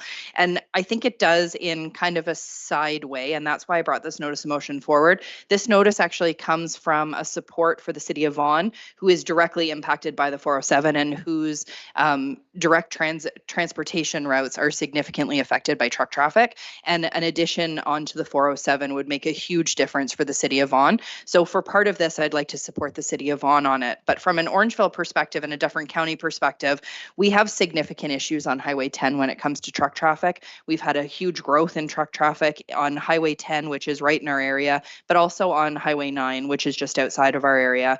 And we know that when we look at truck traffic and the growth that's anticipated for Dufferin County and for our neighbors in Caledon over the next coming 20 years, it's significant. And we know that as that growth happens, we need to continue to move people, and truck traffic continues to be an opportunity. I think while the 407 may not directly be the impact to Highway 10 that we would hope it could be, there is going to be construction of new highways coming in the coming years. We know that, you know, there's a potential for 413 to be built and some other transportation ideas that are coming forward. And I think this is timely because it will hopefully ask the province to think differently about transportation and to think differently about how they prioritize truck traffic and where it goes. So that's my hope with this. So while it doesn't necessarily impact Orangeville immediately, I think that it really will change the way that the province thinks about truck traffic, specifically following a feasibility study that can show some success. So with that, if it's okay, Deputy Mayor, I'm just going to read my notice of motion. Whereas road safety has been identified as a priority for Town of Orangeville Council and staff, and whereas significant increases in truck traffic on Highway 10 have led to safety concerns along the entire corridor from Melanchthon down to the southern point of Caledon, and whereas trucking companies avoid the Highway 407 due to its tolls, leading to higher volumes of traffic on other roads and highways, and whereas a pilot project to subsidize truck lanes on Highway 407 would provide valuable insights into the economic and road safety impact of diverting truck traffic to the 407, and therefore be it resolved that the Town of Orangeville support the City of Vaughan's recent resolution to request that the Province of Ontario implement a 1-year pilot program that will subsidize or eliminate tolls for a dedicated truck lane on Highway 407, evaluating the impact on overall transportation efficiency and road safety. And be it further resolved that a copy of this motion be circulated to Premier Doug Ford, Honourable Sylvia Jones, Deputy Premier and Dufferin Caledon MPP, the Honourable Prabmeet Sakaria, Minister of Transportation, Stephen Del Duca, Mayor of the City of Vaughan, and all Dufferin municipalities. And I'm happy to move that and would love a seconder. Thank you very much, Mayor Post. I get to ask for the seconder. You're not the host of the meeting. Would anyone like to second that? Thank you very much, Councillor Andrews. Any discussion on this comment prior to, no? Oh, Councillor Post, or excuse me. It's tonight. It is tonight, right? And it's me, right? Yeah, It's me. I know. I'm sending out these bad vibes. Councillor Sherwood. Thank you, Deputy Mayor Post. No. Okay. Mayor Post, I'm wondering in your opening statement where it says, whereas road safety has been identified as a priority for Town of Orangeville Council and staff, can we not include residents too? Because we hear about it all the time from our residents, that road safety. So we need to send the message that they're included in this. Absolutely. I will ask the clerk to make that adjustment. I'm happy for that. Okay, any further comments? Okay, all in favor of this motion? Yes, that passes unanimously. And so this moves us on to item 14.2. And Mayor Post, you have another notice of motion. Thank you very much, Deputy Mayor. This one is about in response to the recent tariff threat that, although has been diverted for 30 days, still remains a very high probability and concern for us. This is about prioritizing Canadian companies and products in procurement, which currently is not a practice that exists within our legislation or ability. So I did change the wording at the bottom. So with leave of council, I would like to just change the therefore be it resolved portion just slightly, because there has been a little bit of movement that has happened since I brought this notice of motion forward, where some of our partners like AMO and FCM, as well as the Canoe Procurement Group and some other organizations have already started to do some of the work on this. So rather than having town staff do all of the dig into the legal side of this, some of those organizations are already doing it. So with that said, I've changed just the ending a very little bit, but I will read it out. Whereas the town of Orangeville is committed to supporting Canadian businesses and strengthening the local, provincial, and national economy, and whereas recent tariff actions imposed by U.S. President Donald Trump may have significant economic impacts on Canadian industries, businesses, and supply chains, and whereas municipalities have a role to play in supporting economic resilience by prioritizing procurement practices that favor Canadian companies and products wherever possible, therefore be it resolved that Council directs staff to review the town of Orangeville's procurement policies and procedures to ensure that priority is given to Canadian companies and products where it's feasible and compliant with trade agreements, and be it further resolved that Council directs staff to monitor and report back on the findings and recommendations of our municipal partners, including the Association of Municipalities of Ontario, the Federation of Canadian Municipalities, Canoe Procurement Group, and other relevant organizations to ensure alignment with best practices and advocacy efforts. Okay, thank you very much, Mayor Post. Mayor Post has made that motion. Can I have a seconder? Oh, Councillor McIntosh, thank you very much. Any comments or questions on this motion? Well, seeing none, all in favor? Passes unanimously. Thank you very much. And I turn the floor back over to you, Mayor Post. Thank you very much, Deputy Mayor, again for taking the chair. Was there any notices of motion that anyone would like to bring forward at tonight's meeting? Nope, seeing none. We will move into announcements. Was there any announcements? Councillor Andrews? And then Councillor Sherwood. Thank you very much, Your Worship. I do appreciate just a couple of seconds here to identify that in these precarious political times, I think all of us have become a lot more patriotic. And I passed out waving the flag to members of council, a Canadian flag. What my plan is to ask members of council to wear this at every meeting that we have, to stand up for our country, to stand up for our community. We already proudly display, of course, the town of Orangeville emblem at every council meeting, but this is taking it even further. And I think it's important that we're sending a message, as much as maybe someone down south may not be hearing it. I think we as a community are going to have to step up, and our country is stepping up. But I think that we have a small gesture of opportunity here to stand up for what we really are proud of, which is our country of Canada.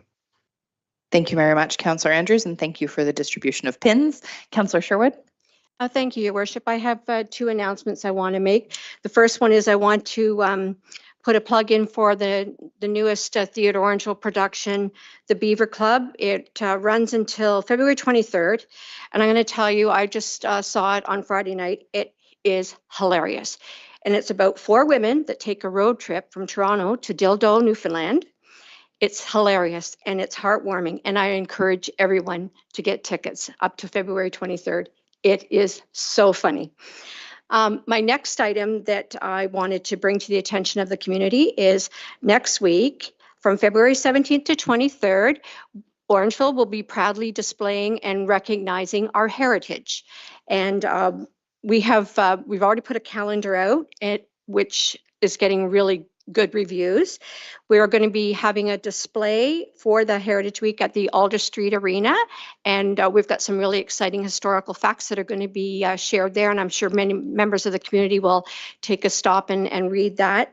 But another really exciting event that we are doing this year for the first time is one of our longtime members, Linda Addy. We've asked her to give a free historical chit chat at Mochaberry on February 18th at 6 p.m.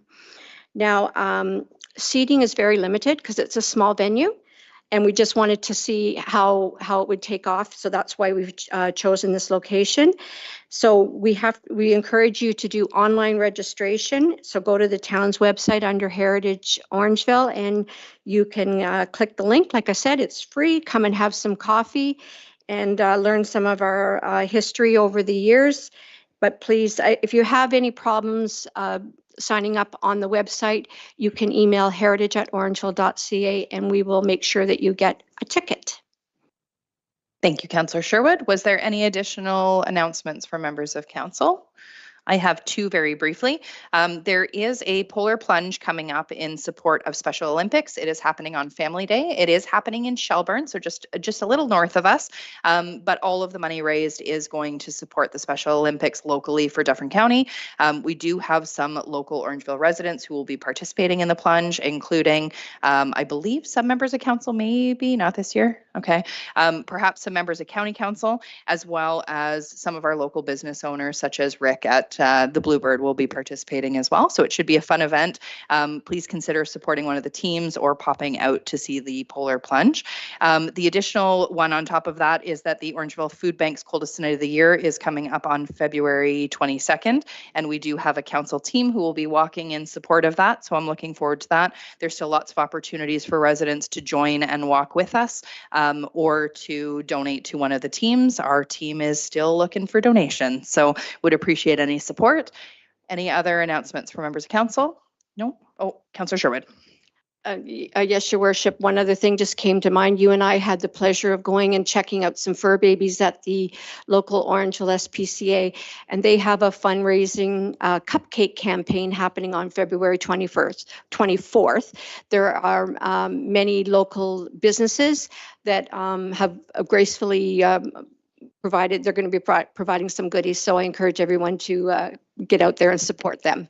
And I will be posting all of those dates and who's supporting on what day to my social media tomorrow. So I've got the post ready to go. So stay tuned and you can see who you can support and eat a treat to support those lovely animals. We will move into the bylaw portion. The recommendation is that all bylaws for the current council meeting listed under item 17 be read 3 times and finally passed.